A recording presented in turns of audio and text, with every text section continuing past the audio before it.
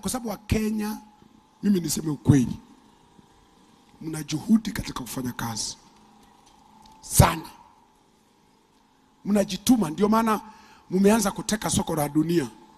Niliwaambia juzi, Qatar uwanja mzima ni wa Kenya, Dubai wa Kenya wamejaa, wameanza kwenda mpaka Australia, wameanza Marekani, ndio usiseme wako pale. Kwa sababu kwa nini wanawapenda? Kwa sababu ya juhudi.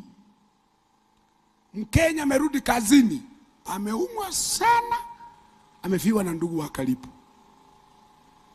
Kwa sababu wa Kenya hata ukifa usifikirie watakaa hapo msibani.